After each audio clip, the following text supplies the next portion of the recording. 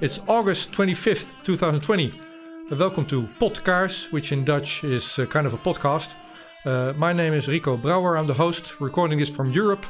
I'm talking to Zach Vorhies, the United States. Oh, Potkaars in Dutch means pot with candle. Pot as in where you put flowers in, so I don't get any ideas. Okay. Or do, I don't care, really. So this is Potkaars, conversations of hope that shed light with activists and whistleblowers and other people that want to make the world a better place. Mm-hmm. And so I run into Zach Vorhies. I don't know, what was it, like a year and a half ago, 2 years maybe by now? Yeah, and you actually say my last name right. It's because it's Dutch and you're Dutch. Vorhies. So are you from Dutch ancestry then? Yeah. You think? Yeah? Mm-hmm. Okay. All right, fair enough. So former Dutchman. Have you ever been to the Netherlands then? I have. One time. Okay. So I ran into you because you are a former Google / YouTube employee, and a while back I interviewed Mr. Robert Epstein, and he investigated into Google's election meddling all over the world. And you were actually working there, and you left the company and said, "Yeah, I can confirm his investigation, his academic research. Google is doing that, and now fast forward to today. So let's start the interview. I want an update from you on the tech companies as you see it, on the world as you see it, elections. But let's start where you live. Where are you again, Zach? I'm in San Francisco, California. I should have asked. So here I am preparing my pictures of Portland. So you moved. You're not in Portland anymore. Oh no, I grew up in Portland. Oh. Portland's my home stomping ground, and I got a lot of friends up there. So I just went up to Portland real quick to check out what was going on with the protests that were happening in Portland at the federal courthouse, and got a mouthful. Yeah, what happened there then? Everyone got tear gassed because there was a bunch of Antifa that were trying to break through the fence to throw fireworks and set the building on fire. Yeah, so that's in my words, and you just correct me, this was a month ago. That's a federal court building. People are protesting, and in the other interview that I will link, which you did in the street with a tear gas mask on, so there wasn't really an interview. Yeah. What happened after that in the past month in Portland? So what happened in Portland is that it was really interesting. I tweeted out that being chased by the federal police was one of the most exhilarating things in my life, just to be honest here, right? It's basically a big giant Nerf war where police are warning that they're going to use tear gas, and then they use the tear gas, and then everyone runs like they're in the war zone. But even if you get hit, it's probably going to, at worst, make you do a trip to the hospital, but very rarely is it lethal. About a week later, after I tweeted about how exhilarating it was, and how actually people like Andy Ngo were blowing a lot of things out of proportion and being unfair to the situation that was really going on, and that it was way more entertaining than I had thought, especially given that there's really nothing else to do. The federal troops were pulled out of Portland. I don't know if people read my stuff, but maybe I'm just like going along with the trend. But definitely after I tweeted how exhilarating it was and how I could see that it was going to expand, the federal police pulled the troops out of Portland, and in response, there was a few days of relative calm. But then Antifa pretty much went right back to, engaging with the police. Now they're going through residential neighborhoods, not just the federal court building, and they seem intent on sort of terrorizing people, making their point in the suburbs. And, we're going to see what's going to happen. I believe it's going to escalate over the next few months. So I talked to you a month ago. That was around the court building. Things have gotten progressively worse then. It's into the suburbs now. How's San Francisco then? San Francisco is surprisingly calm. There's been a lot more of a hot spot going on in LA, Portland and Seattle, I would imagine. than what's been going on in San Francisco. Though I will say is that we have fires going on everywhere in this state. We've been choked out from smoke due to 650 independent fires that are raging on in California. And what's really weird is that these fires were started by dry lightning. So it's lightning that strikes the earth without any sort of rain. And it's been happening northeast of San Francisco toward Vacaville.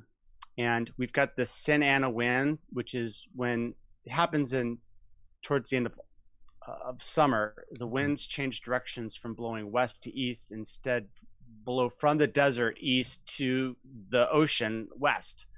And as a result, the fires tend to get a lot worse. And right now we have a bunch of smoke that's choking out the Bay Area from the east. Okay. So when I asked the question, I was in my naivety asking about riots and civil unrest and what have you leading up to your election. So this is natural, even though it may be odd, dry lightning in that volume. How is just give me an update. I'm not talking to too many Americans these days, but what's happening in your country leading up to the November elections? God, that's such an open-ended question. So, okay, let me summarize it. Let me rephrase it. I'm not complaining. I can answer that question. What's going on? Take it as you will. All right. Carry on. Like, here's the thing: is that President Trump is creating deep generational changes in the United States. And the deep state wants to put a stop to this. They want to reverse all the things that Trump is doing, right? This disease hit, this pandemic. Trump took control of the Federal Reserve.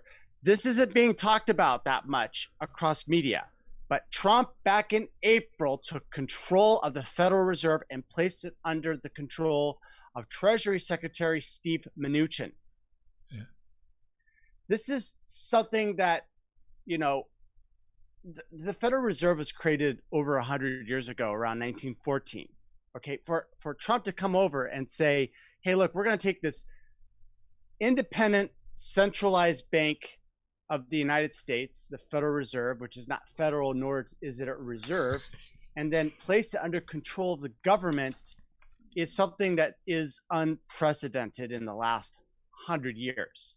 Yeah. And what this allows us to do is it allows us to take the $20 trillion debt that the United States owes to this theoretical black hole. And we've basically said, hey, it doesn't matter, right? Like that $20 trillion, it's may not matter anymore, which is great, because what happens is that, here's the thing. If I owe money to Paul and I pay Paul's not now got the $20 that I owe him, then he turns around, he spends it in the economy. The problem with the Federal Reserve debt is the fact that when you pay it to the Federal Reserve, they're not turning around and spending it back. They're extinguishing a debt that's been held on the books, and the money that they take to pay off that debt is essentially put into a furnace and burned. Okay, and what happens is that if we were to ever pay back the debt that we owe to the Federal Reserve, we would have a deflationary cycle where the money exits the circulation. We have a deflationary event. And what happens is that all these different prices for assets, gold, houses, food, you name it, starts rising in price, and money starts getting scarce. And as a result, people can't make their debt obligations because now money is more valuable than it was, which means that the value of everyone's debt goes up. And in an area where everyone's got a currency crunch, suddenly people can't make their debt payments, and so the bank starts to repossess. This is what happened during the Great Depression, is that it was essentially a bank repossession of assets. And so for us to pay back this debt would cause such a Great Depression. And for Trump to take control of the Federal Reserve means that really, they've got a very serious plan, Trump and the Patriots, of taking back America. And so, what's happening right now, what we're seeing is the deep state giving a, Hail Mary, pass in football, Americana term. They're giving a Hail Mary pass in order to try to finally put the genie back in the bottle, reverse this whole thing, and make Trump lose the election in the coming months. Make him go away. Hang on, just before I lose my questions. So this is from memory. I wasn't prepared for this topic, but back in the day, I believe, from recollection, there used to be a Bank of America, and maybe there were two Banks of America. Maybe I got the name wrong. But those were private banks, just like the Fed, and they were stopped by the then president. Now then, the Fed was started by I don't know, Woodrow Wilson. Yeah, the day before Christmas, right? He signed the Federal Reserve into action, which is just a private bank. And are you saying Trump is taking control? So where previous presidents would abolish the Bank of America when it was neglecting its task and screwing things up, Trump is actually turning the Federal Reserve into government property, or what's he doing then? Tell me. Yeah, I'm not an expert in this, but what I do know is that according to Bloomberg, when they did an article on this, they basically said that the bank is being put under control of Steve Mnuchin and that the CEO is now effectively Donald Trump. This is the words of Bloomberg. Okay. So Trump is Trump is taking control of the policies, not so much of ownership, if he can at all. It's hard because it's kind of a quasi state. So it's like the board of directors is hired by the president. So he's basically got executive control. Okay. In terms of ownership, I'm not so sure. The Federal Reserve is privately owned. So I can imagine those big bankers not liking this. So that puts things in perspective. Now you were talking about deflation. From this side of the Atlantic, people are more worried about the dollar inflating, so losing purchasing power. But if they're destroying dollars in the way you're saying, if you lose the amount of dollars in circulation, then you will get a deflationary event rather than an inflationary event. So that makes sense. So I don't know your president that well, but in what I understand of him is he's known for using bankruptcy as a tool. If he needs to, he'll just make a company go broke and then carry on. So what would be his strategy for United States then, you think, taking control of the Fed? Yeah, so the best theory that I've been hearing has been coming from a person by the name of X22 Report. His name is Dave and his show.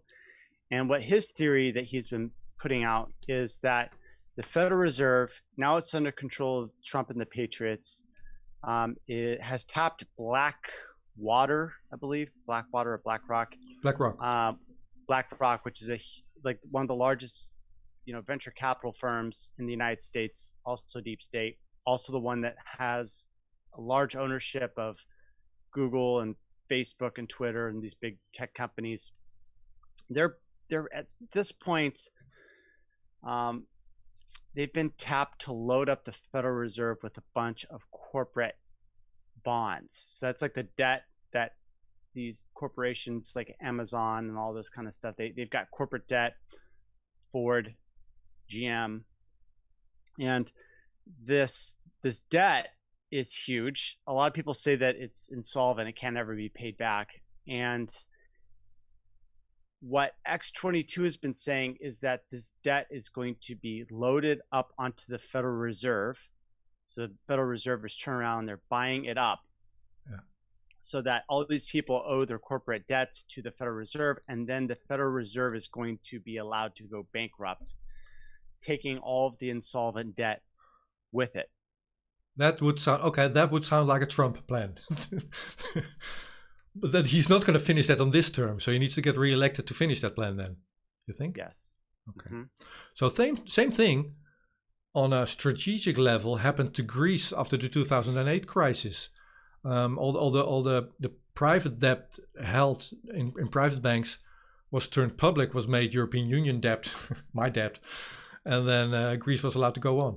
So they made good, the private owners turned it, and pretty much the fear is that that's happening right now again. So European Union, my Minister of Finance has approved 750 billion rescue fund for European Union, and nobody knows what it's being spent on. and European countries are knocking on the door at Brussels and saying, "Oh, we would like a part of that. We have a problem here." So it's the same. It's the same trick being played as the Fed, maybe. Okay. You're saying that the European Union is taking it's federalizing debt? Explain more about what you mean. Okay, so there's two things taking place here. We have zero interest rate or negative interest rate. Mm-hmm. Now, that's only possible when there's a huge amount of trust in the system, which there is not. So European Central Bank is the party buying bonds, has been buying bonds for the past couple of years. And by doing so, being able to drop interest rates to negative. So, and by doing that, so Mario Draghi, the former president of the European Central Bank, effectively killed the bond market. There's no private interest in those bonds anymore. I mean, you're not going to spend your billions and not getting any return, but getting all the risk. So they have destroyed the bond market in Europe. There's negative interest rates as a result. And now that game is pretty much played out. And they're blaming the coronavirus for current financial problems. In my analysis of this situation is, well, the coronavirus, or the measures rather, added to the problem, which has been smoldering ever since 2008. And they're using this as an excuse. They've just approved a 750 billion euro rescue fund. They call it a Corona fund, but it's really just a bank and big corporate rescue fund. And they've upped the European Commission budget to 1,000 billion. So it's still not on the scale that Federal Reserve is doing, but we're doing our side of corporate and bank bailout right now. That's crazy. Well, actually, it makes sense now that you tell me that Federal Reserve and Trump are doing the same thing. So in my world. Well, here's the thing: is that I believe that Trump is one of the good guys, and I don't know what's going on with Europe, but I think that Europe may not be controlled by the good guys. It may be controlled by these evil globalists still, because they still seem to be importing a lot of, foreigners from the Middle East. Like, are they still doing that from like the Middle East and North Africa? Is that still a thing that's going on? Well, Slow down at all. I want to keep those two topics apart. So I'm happy to discuss it, but I'm not happy to discuss it as an example of the European Union still screwing up. I mean, it's a different topic, and there's all kinds of angles to it. But if you want to make it good guy, bad guy discussion, like cartoonisk, and in that argument you say Trump is good guy, then my disclaimer, and I'm going to follow your argument, but my disclaimer beforehand would be, if he were a good guy, he would pardon Snowden, he would stop hunting Assange, he would get Reality Winner out of prison, and then he would be more of a good guy in my book. Until then, I will not. I can give some clarification on that, by the way, if you want some more details about what's going on with Snowden and Assange. Yeah, I want that too. But now we're having three topics. So I'm going to make notes. Yeah. Which do you want to do first? You want to do Snowden and Assange first? Yeah, let's do Snowden. All right. What do you want to share? Okay, so here's what I want to share about Snowden. There's a lot of people in the national security complex that do not like Snowden. They think that he's a traitor. They want to see him thrown in jail. And I was taken back by this, right? Like, I went to one of these insider meetings within DC, and I said, yeah, I'm kind of like the Google Snowden. And then it was like, oh, like a bunch of people got kicked, like, ooh, that was the wrong thing to say, right? No, he didn't know. Then I learned later that a lot of these insider DC types think of Snowden as a traitor because he blew apart their whole operation that the NSA was doing with the illegal data collection and And the thing is that the reason why they don't like Snowden that much, because he came out and disclosed a whole bunch of information on the NSA, which is military intelligence collection, but he didn't blow the whistle on the CIA's military style data collection, because there's like this public and this private.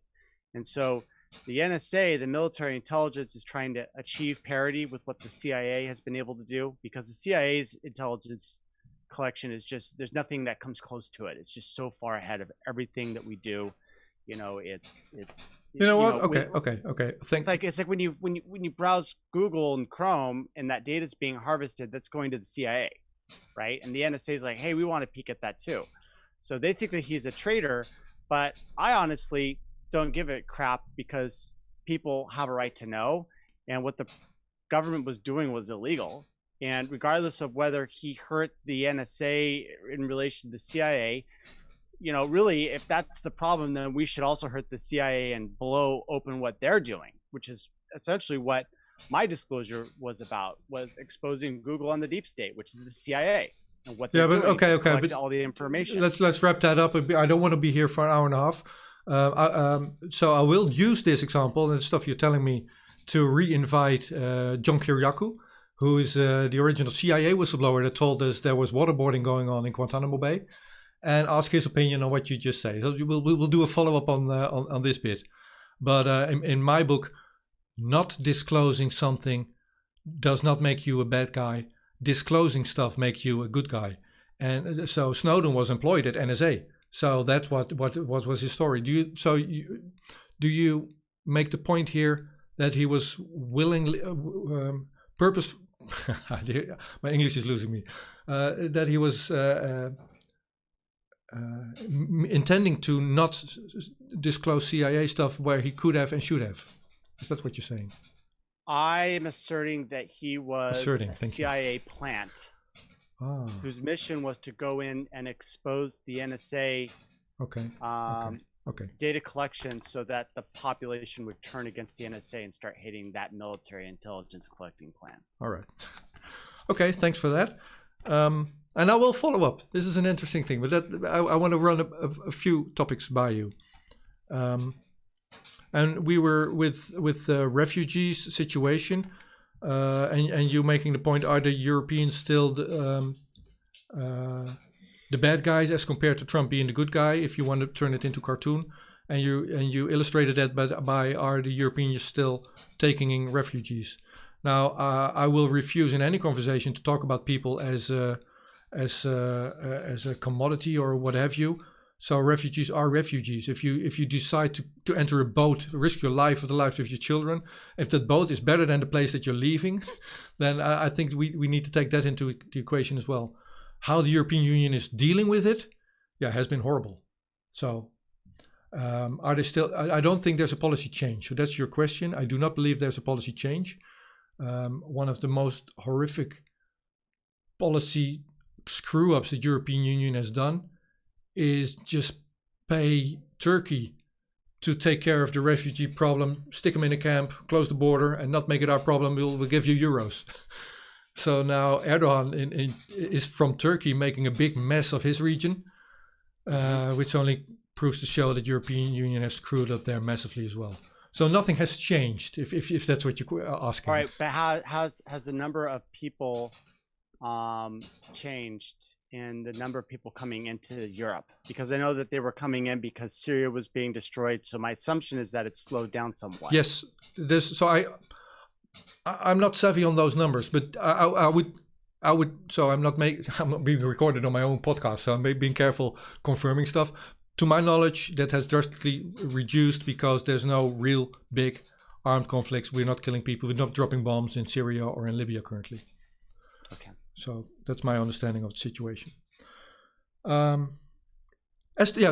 turn back to Trump being good, European Union being bad.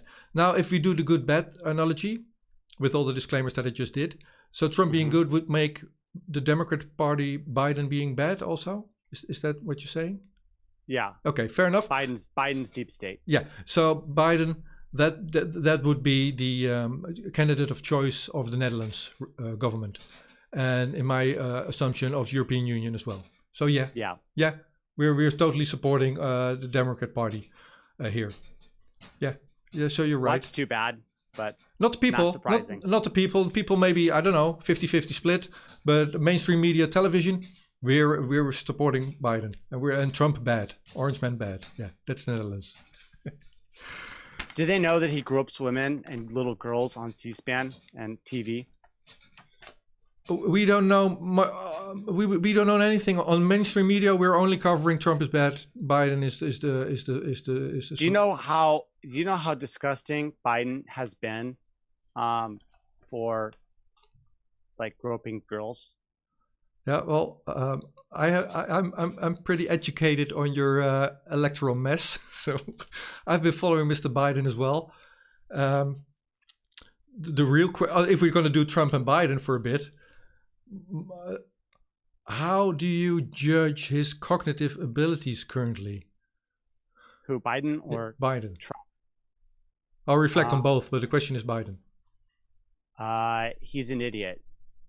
Is he losing his marbles? I mean, is dementia a thing? Is that being talked about? I don't know. People say that it's an act because of, the stuff that's going to happen in the future.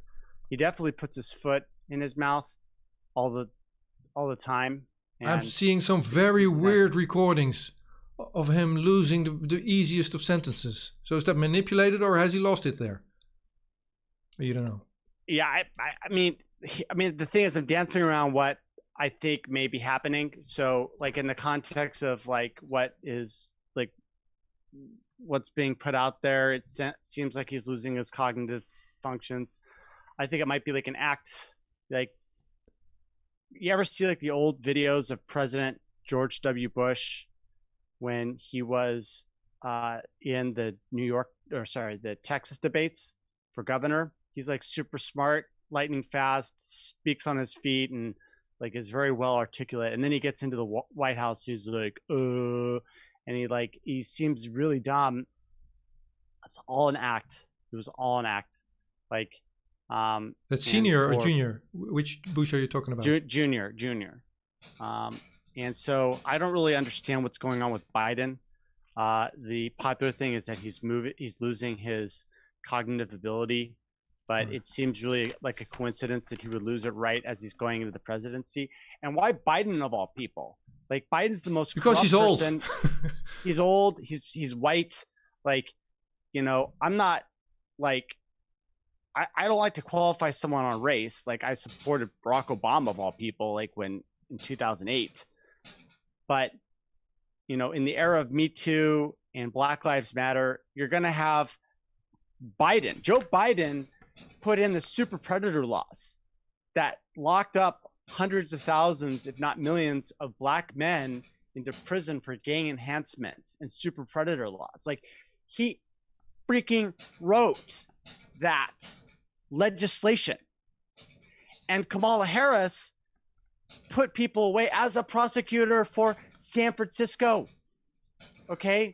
Yeah. So you've got the evil lawmaker, you've got the entire prison pipeline right there as the Democratic ticket. It's like unreal. It's also that's the guy that they're going to put into the presidency. It blows my mind. So at this point in time, it's August 25th. Your elections are on November 3rd, I think.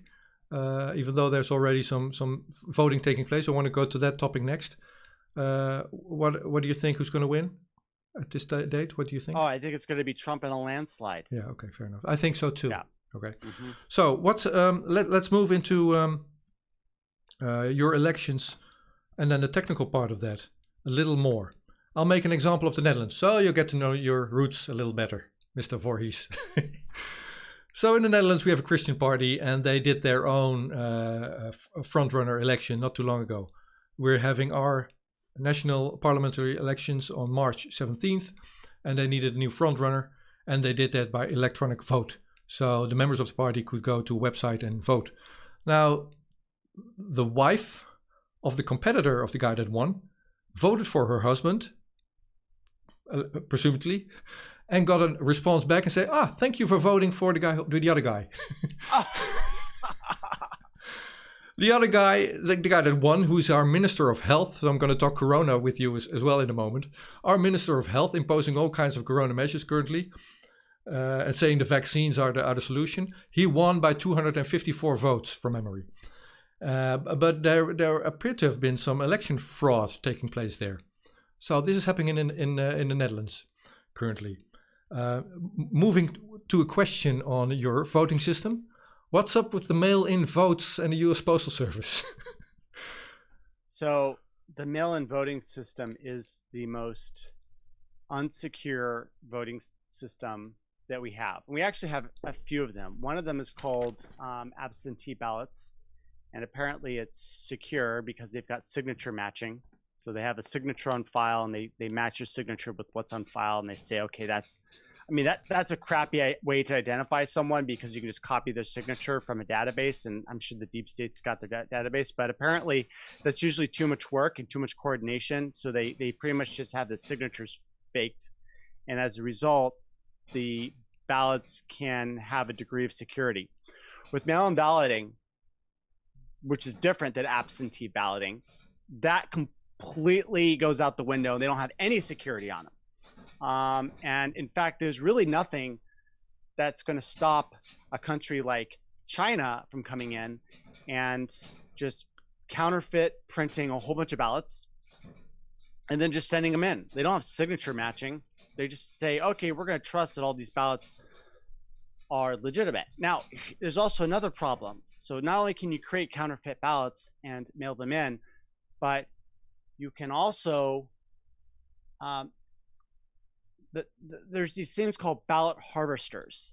So it's individuals that go through and pick up your ballots and then drop them in the mailbox. Well, this works all right if the ballots themselves are neutral and you can't tell what the person is, who they're voting for. But what keeps on happening over and over and over again is that there's some little indication that the person got a Democrat versus Republican ballot, because the ballots are different. We don't just have one ballot. We've got a ballot for Republican, we've got a ballot for Democrat. And usually there's some indication that this is a Republican, this is Democrat. So if you're a ballot harvester and you're, and you want to win by any means possible, well, you can just take the ballots and say, well, these are Republicans. Those are just going to go into the garbage. And this is what happens over and over and over again is in the United States, is that after the election, there'll be all these ballots that were, put in a church or put in a lockbox or something, and they never got counted, and they're Republican. And the same is essentially gearing up in the United States to happen again, but at this time at a much, much bigger scale. When this coronavirus hit, the Democrats tried to tie $3 trillion in unemployment and, special loans, $3 trillion, to legislation that allowed universal mail-in balloting across all 50 states, and created a law that made it so that if the individual state had a ballot validation system, this made it illegal. So they told the states, you can't even use your own laws in order to guarantee that these ballots are valid. And so, it's just like, whoa, if everyone knew that this was happening, like, there would be revolt in the streets. This is unconscionable. It's unthinkable. But this is the big fight that's right down. And notice that there's a key word here. It's universal mail-in ballots.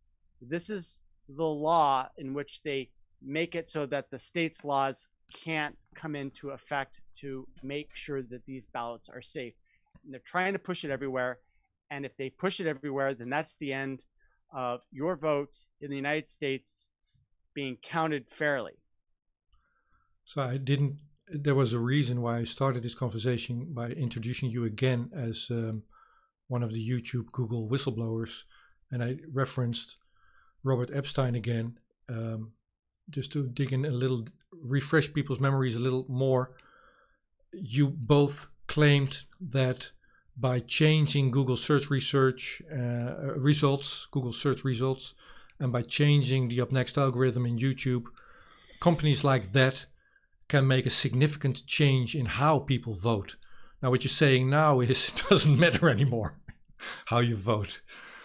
So if you say Trump's going to win by a landslide, well, if votes can be manipulated on such a massive scale, is that going to topple the election outcome? Well, that's what they're trying to do. And so I made a prediction a while back which said that the deep state Dems are going to try to win the election by cheating if possible. And if they can't win the election, then their strategy is going to move from winning to canceling the election.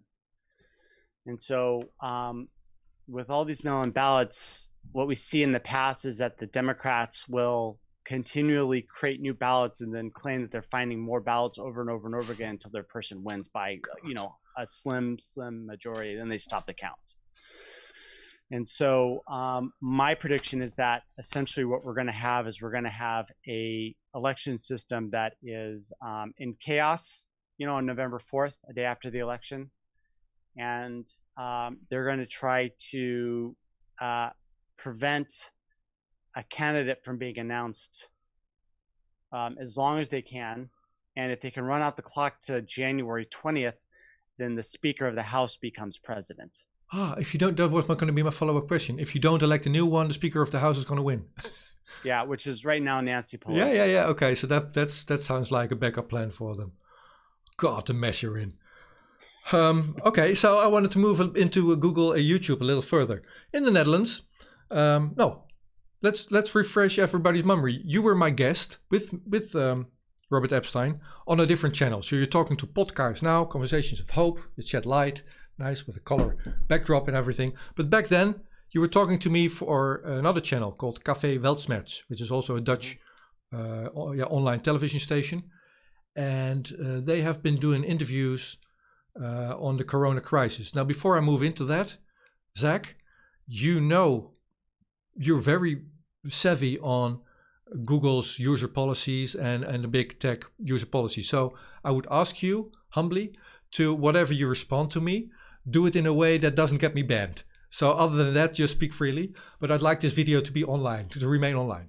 So this is what happened recently. Am I that edgy, by the way? Huh? Am I that edgy, by the way? No, the user policies of Google have changed. They're edgy. Oh, that's okay. So this is what happened. So Café Weltsmerts, where I recorded my interview with you back in the day, it's still online, no problems there. They've also been talking to a doctor here in the Netherlands who's been prescribing hydroxychloroquine with zinc in a cocktail to people who have just contracted the coronavirus disease. And he says, I've gotten some good results. I like this. I want to continue testing. So he went public with that. And that therapy was then forbidden in the Netherlands. He was not allowed to do it anymore. So he gave an interview on his endeavor to be able to do this for Café Weltsmerts. And he made the point that he says, well, I believe in this therapy. Now, that video is against the World Health Organization policies. And Google in its user policies has said, well, if you're opposing World Health Organization opinion, then we're blocking you from YouTube. And yes, his interview was blocked, just like some other interviews that Café Weltsmerts did on topic. They're in front of a judge in a fast procedure tomorrow, where this online channel with the interviewer and with that doctor is suing Google, YouTube. So that's kind of new for the Netherlands. So having heard this, maybe for the first time, are you aware of other lawsuits against YouTube, Google that took place in the past on this topic? And what do you feel will happen in the Netherlands? I'm not aware of any lawsuits going on right now about hydroxychloroquine. I do know that there's a lawsuit with Del Bigtree of the Highwire because he got banned for talking. Maybe that's actually that maybe that does count. Yeah. So I would point out that Del Bigtree got banned for this sort of stuff. He runs a very popular channel called the Highwire that was removed from YouTube without warning, and he was a mainstream media producer for, I think it was called a show called The View, which is about doctors. No, not The View, but something else. It was like on one of the big broadcast channels, and then he left to create the Highwire. So it went from mainstream to, talking about vaccines and also talking about hydroxychloroquine. And he was removed because he violated YouTube's policies, supposedly. They didn't give him any warnings. They didn't give him any strikes. They just one day just took his channel. And so, hopefully he's able to proceed and win in, some sort of fair courts. But we'll have to wait and see. Yeah. So what are the outlooks if you sue Google for following their own user policies, even though it's against what we would consider free speech? So I mean, mostly it's without recourse, right? Because the courts are like, well, you can't do it because of Section 230, even though Google's been violating their end of the bargain with Section 230 of the Communications Decency Act, which means that they can't filter unless it's obscene, and they're doing viewpoint-based filtering, so they shouldn't be getting these liability shields anymore, but they're still able to do the liability shield. And in some cases, the judges are ruling that it's their First Amendment freedom of speech in order to, remove whoever they want to remove. And that's unfortunate that's been happening. And in a lot of cases, these channels are free and they're using a free service. And that actually gets you in a bit of trouble, because the only way that you can bring a tortious interference lawsuit against Google is if they meddle in the exchange of money between buyers and sellers. Yeah. Okay. And so, if you're a YouTube channel that's free on YouTube and you get banned, you got no recourse. If you're a YouTube channel and you're making money and you get banned, then you actually have, more of a claim. Okay, fair enough. Okay, let's see what happens tomorrow. So it's not just being videos that are being blocked.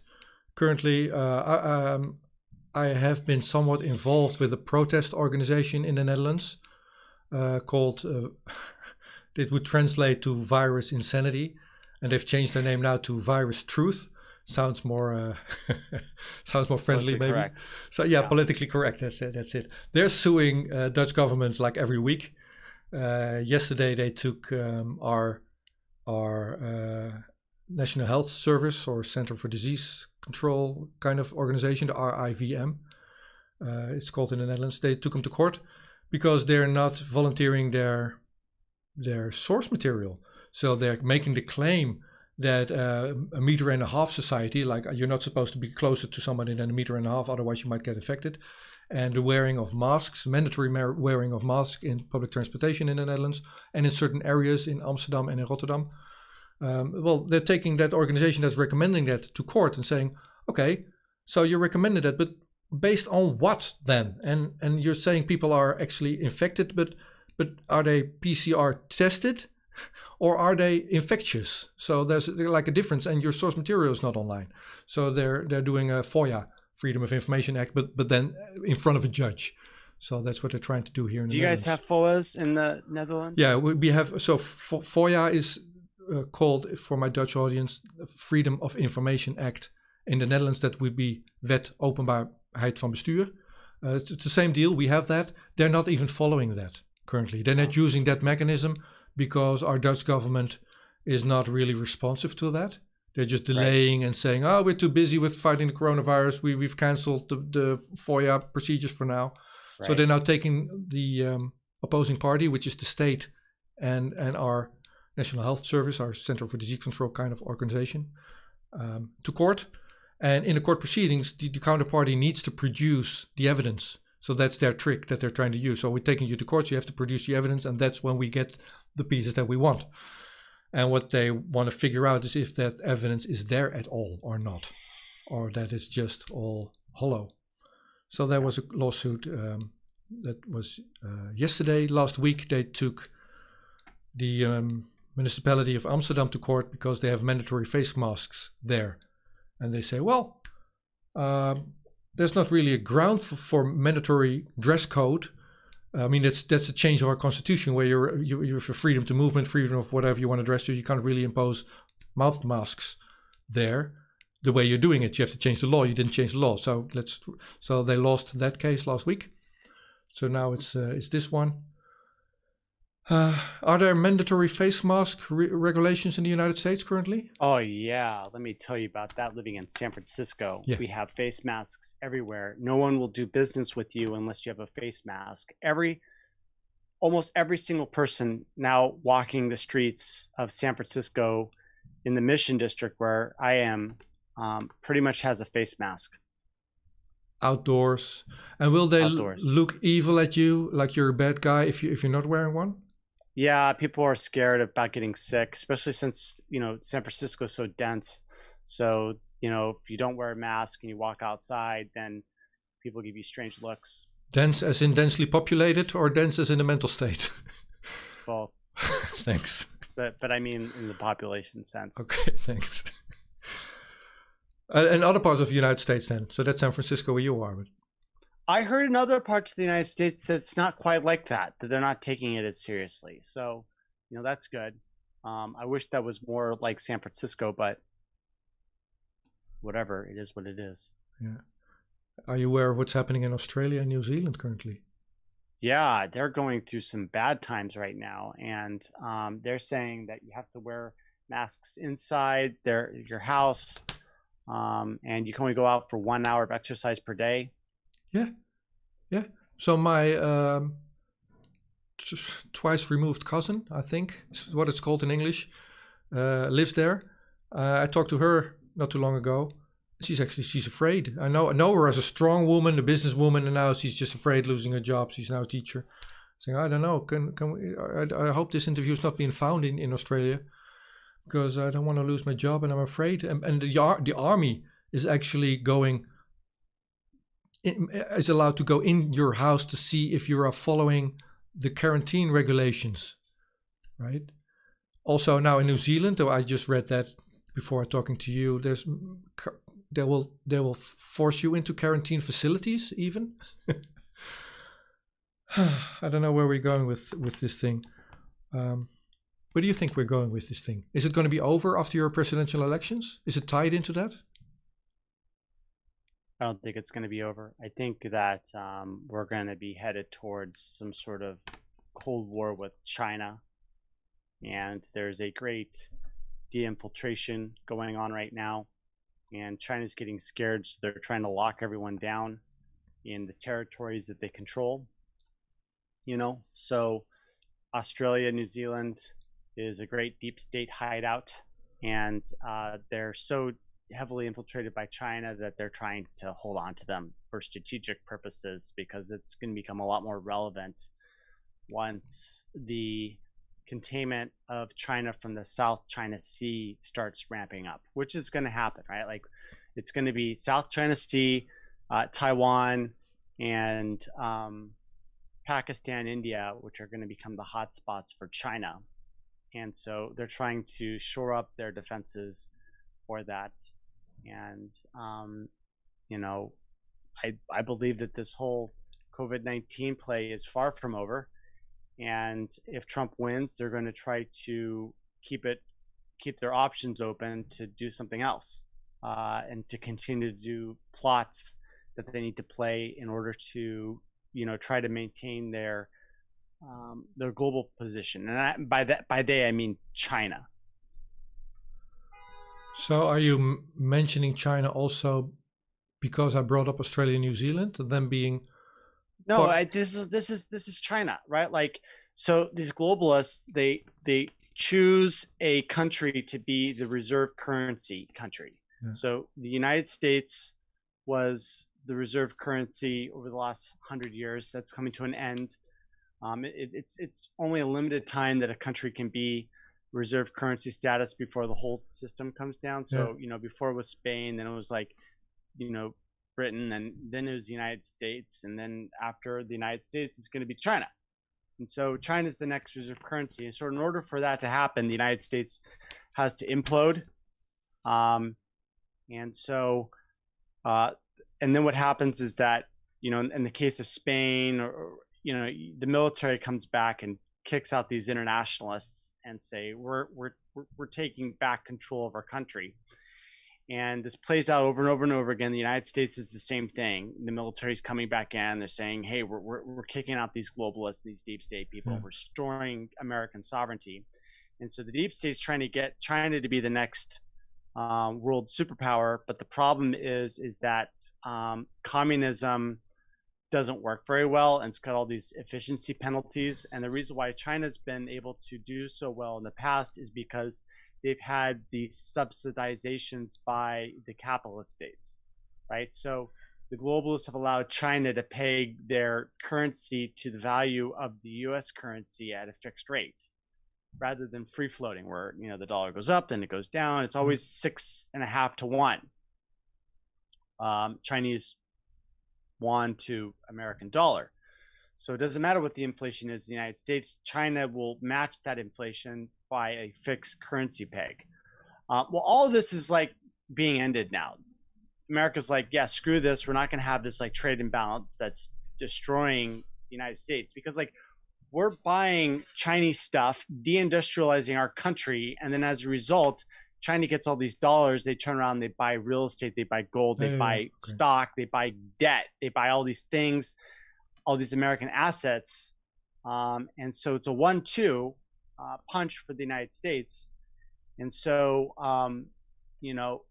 this COVID-19 is not just going to end as soon as the election is over. It's going to still be in play, I believe. So another more positive way to look at the Netherlands, where I am. So this is being recorded from the Netherlands, which is in Europe. If you don't know where that is, like underneath United Kingdom, between UK and Spain, or between UK and France, little country, the Netherlands, as one of the more older democracies and supposedly a solid constitution.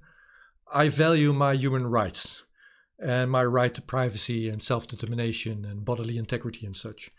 Now, one of the things that I fear, losing all those human and constitutional rights very fast over the last couple of months, one of my fears is we've only gotten started just yet. And we will see mandatory corona testing taking place first. We'll see a discussion about mandatory vaccinations, or maybe not mandatory as in using force and sticking a needle into you, but if you want to go abroad or go to school or to a supermarket, then you need to show your vaccination passport. Those things are hanging in the air more than the coronavirus is in the Netherlands. This is leading up to a question. What's your take on mandatory testing, vaccinations, or other corona measures in the United States? You know what? This would be a much easier question to answer if those tests were legitimate. The problem with a lot of these tests, which has been revealed over and over and over again, is that they're rife with fraud, right? Like the president of Tanzania, a doctor, like swabbed a banana or a papaya and like a goat and like a piece of cheese, and then sent it in, and they're like, oh, positive. You've tested positive for coronavirus. So, and doctors have come out and said, hey, this PCR amplification that's used to do a test, it's very inaccurate. It just amplifies whatever is there. And once you amplify whatever is there, like, 50 times, then, whatever you want to test for is just going to appear. Yeah. And, this is the problem, is that these tests are inaccurate. And now you've got this like positive result on your file, and whatever they want to do with that positive result, the deep state now has the right to come in and detain you or force vaccinate you or take your children or your parents away for your own safety. And the test isn't even accurate. So, it's a scandal. Have you personally been PCR tested already? No. Would you? No. Would you if you felt sick, coughing, losing your sense of smell and taste? No, I wouldn't do it with a PCR test. I would do it with maybe an antibody test, which is more accurate. Can you is that an option then? Can you choose that? Go to the doctor and say, I want this test, I don't want the other one. I don't know. No. I don't know. Another question, final question. We've been going for a while already. And this is massively interesting. So thanks. We'll do this again before the elections. Mm-hmm. So you're my United States correspondent, and I'll be your European correspondent. So there you go. There's a massive demonstration in Berlin this Saturday, which is the capital of Germany. So there was a massive demonstration, well, in our perspective, of over 1 million people on the street in Berlin like a couple of weeks ago. And they're going to do it against the coronavirus measures, against the measures, against losing our constitutional rights, and against lying government bodies or not fully disclosing government bodies. But this time, it's not just going to be the Germans in Berlin that are going to demonstrate. They're going to bus in all of Europe by coaches. They're going to drive us in there. So I don't know what the turnout's going to be. Maybe in the millions, which is going to be unprecedented for European continent. Mm-hmm. Any protests on that scale in the United States? No. And we've had some protests, most of our demonstrations have been for, President Trump. Yeah. Though that slowed down since the coronavirus sort of kicked in. Yeah. There's been some scattered Save the Children rallies that have been happening across the United States. It looks like those are going to get bigger. Yeah. And I hope that they do, because this whole blackmail network that they use with these children needs to be exposed. And as it gets exposed, people don't like that, and it's revolting. And there's really it doesn't matter whether you're on the left or whether you're on the right. Politicians in Hollywood should not be boinking little kids and having blackmail produced on them by these global intelligence agencies. And as this stuff starts getting revealed, then people hopefully wake up. So, let's see what happens in the future with that. Final question from me to you, and if you want to continue and ask things about what's happening here, be my guest. I mean, I'm not on a schedule, but what I want to ask you is so if you're getting corona tested, they're taking this cotton tip thing, they're sticking it in your nose, and they're making a swab until they strike oil. And the thing is, that's DNA material of you also. Yes. Have you investigated, or do you have knowledge of what's happening with that sample that they're taking from you after that's been tested for the coronavirus RNA? Is it being destroyed, or is it possible that it's being stored, or is it possible that their DNA samples are being taken? It's, of course, they never let data. The deep state never lets data be destroyed. They want all of it. They're not going to let your DNA just go off and not be collected. And they always say that it's a conspiracy theory, that's what they're doing when they're doing it. And then later on, they're like, oh, well, we're having, a bunch of leaks and some hackers got in and they stole a bunch. I mean, I personally experienced this, right? I spit into a cup and sent it off to 23andMe being, oh, they wouldn't violate my privacy. That's their whole business model. Yeah. Well, it turns out I was wrong. They gave it away to whoever their partners were, and it turns out that their data protection policy that they said had these loopholes, and then they took the whole data protection thing and they just shoved it right through that loophole, and now it's available for anyone that wants it, and now someone can create some sort of whatever they want, right? Essentially, maybe that goes to China. Maybe China's oh, we can, worst case scenario, they create a race-specific bioweapon. That would be a really scary thing to happen. So yeah, all that DNA that you're sending to these medical providers, chances are, I don't know for certain, but if past indications have been any predictive amount of reason, then they're keeping that information and they're going to use it. They're going to catalog it, and they're probably going to match it to your name. And not, yeah, exactly. And if I have your DNA, I also have your parents' DNA and your grandparents' DNA and your children's DNA. So is that being discussed at all in privacy organizations in the United States? Is it being investigated? No, that's going to cause disruption. They just want to take all your DNA and catalog it without your knowledge, right? Am I the first one to make things complicated if people rise up and be like, hey, why are you swabbing everyone's DNA and taking samples from us? Is this, Zach, creating a genetic database? Is this being discussed in your bubble then, with tech-savvy people that are? Yeah, it's being discussed, but it's not the mainstream media is not really talking about it, and they should be talking about it. Hey, what are we doing with all this DNA that we're gathering on a global scale? Any questions from your end over here, or you want to wrap up here? So, I mean, I don't know. It seems kind of miserable over there. The media is all going for Biden, and they hate Trump, and how's Belarus? What's the media's look on Belarus? It's not too much. The thing is, I'm having trouble distinguishing what I learn on the internet and comparing that to what people are seeing on the television. So the bribe that took place that dictator president saying, well, I was offered money just to comply to the coronavirus measures.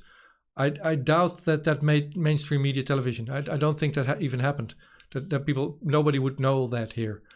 But people are aware and more by the day through channels like this. So people are learning from the internet more every day. But Belarus, well, it's a dictator. We're going to help them. Bad Russia, evil Russia. It's just Ukraine over again, basically. Syria over again. See, I got friends that are from, Belarus, and they're like, yeah, we're fighting for freedom. It's like, yo, that guy, the president, Lukashenko, is that his name? Yeah. Look, he may be a dictator, but he was able to refuse the World Bank. Yeah. That's sovereignty. And, that's not something that Ukraine could do. Like, Ukraine can't be like, oh, we said to, the World Bank, go F yourselves. Like, that can't happen. They're too deeply infiltrated. And my view is that, like, old me would be like, yeah, rise up, people. But no, now, 40-year-old Zach would be like, yeah, you get rid of Lukashenko, and now you're going to have some sort of EU puppet, which is going to open up the borders, flood the country with migrants, destroy your economic system, like destroy all your natural domestic industry and move it to the EU. And that's what's happened with all these other countries that have joined. The EU comes in and wrecks their shit.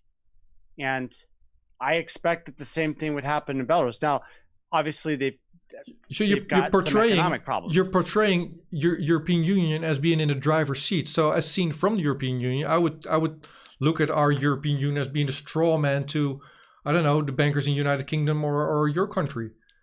So, but seen from your perspective, we were in the driver's seat then.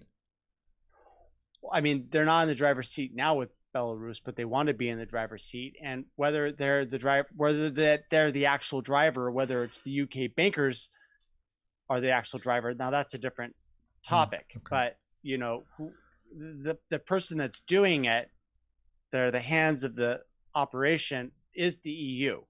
So functionally, fair enough. Would you rather have the EU in control of Belarus, or would you rather have the Russian oligarchs in control of Belarus? And I really don't know what's a better situation. Like, how is Ukraine doing versus how is Belarus?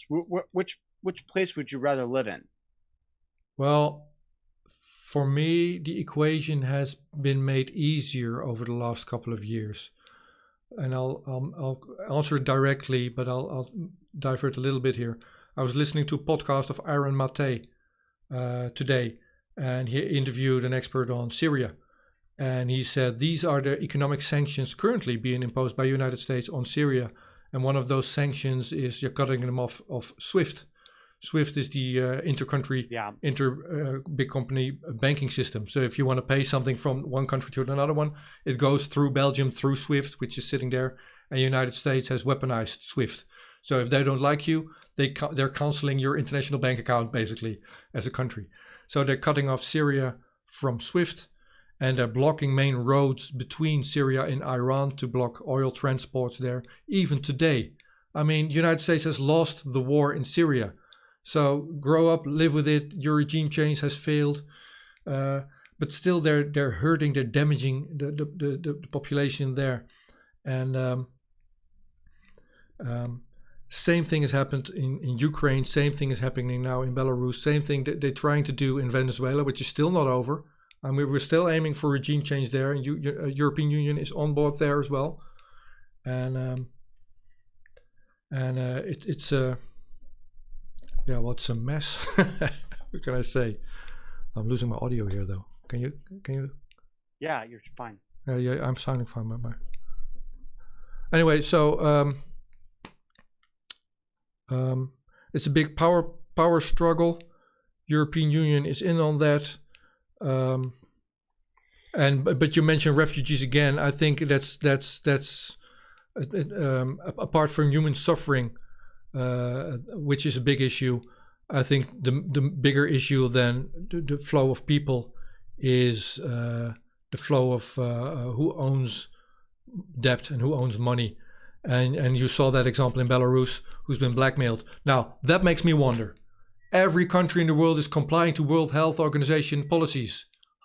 Interesting. World Bank, World Health Organization policies. Belarus is the first one that says, we've been blackmailed. So is my country being blackmailed? You know? Of course it is. Yeah. Mm-hmm. And which country is not? And by whom are we? Those would be the big questions. And every parliamentarian ought to ask these questions. And I'm doing interviews with politicians, and I'm looking at new political parties trying to make a nobody. There's nothing here. And we're having our elections on March 17th. There's no alternative. And you have the option to choose between Biden and Trump. Have you voted already? By mail? No. Dare you by mail? No. You'll just go to the ballot box then. I will. Yeah, because I want to make sure that my vote, doesn't count in person. Because I am in California, like my vote doesn't count. We're in the Electoral College. Oh yeah, you'll lose anyway. Yeah, the whole thing is. I mean, all the states are in charge of their own elections. So, do I trust California to run a fair election? No, it's going to be dirty. I just said a moment ago I was going to come back with a direct answer to your question, but I lost it. I may not have answered it. I lost the direct question. So, did I dodge a question or rephrase it again? About what? I'm not sure if I answered it. I said I'm going to answer directly, but I'm going to make an example of what's happening in Syria, and then I lost your original question. Maybe it was. Oh well. Maybe. Oh well. Anyways, no, I think the virus is not over, and if it's going to be COVID-19 or it's going to be a variation of that COVID-20, that's going to scare us next and going to make us quarantine. I believe that's tied into monetary policies as well. So we're going to get our reset. Just in the news now also, that Bitcoin is being blocked even more in European Union. It's being listed among the stuff that you're not allowed to talk about. So I'm following this financial expert, Martin Armstrong, and he's not allowed to publish his Bitcoin report, just like he's not allowed to publish about his financial analysis on Iran or other so-called rogue states. So Bitcoin is now as rogue as Iran or other hostile regimes as seen by United States. Unbelievable. Yeah. Unbelievable. But that's a rescue boat. Bitcoin is a lifeboat. So we're all on our Titanic. We're supposed to pedal along, and we're not supposed to be able to use Bitcoin. Do you know why Bitcoin scares the elites? Well, because every single transaction is logged in the blockchain. And so someone with a good enough computer can sit back and recreate the entire financial transaction history of every single user of that coin. They can't recreate it. That's what you're saying. No, they can. You think? Yes. You can't stop Bitcoin from being transferred, but the transfer of the coin from one person to the next is all recorded in the history of that coin. Yeah, sure. And so you can go through and recreate the entire ownership of every single coin. Okay. You can track what everyone's doing. So it's transparent, and they don't like transparency. That's what you're saying. Yeah, cool. I like Bitcoin.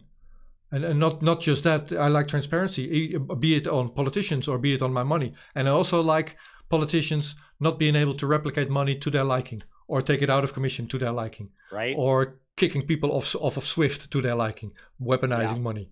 So I like Bitcoin. Exactly. It's a lifeboat. I like my lifeboat. That's my lifeboat too. You're my lifeboat too, my buddy. Let's talk again soon. Stay safe. Right. Thank you. Yeah, you can't kill my criminal. Usually Until the next guest. time, Rico. Until next time. Take care, bye. Bye. Yes, we came, we saw, he died.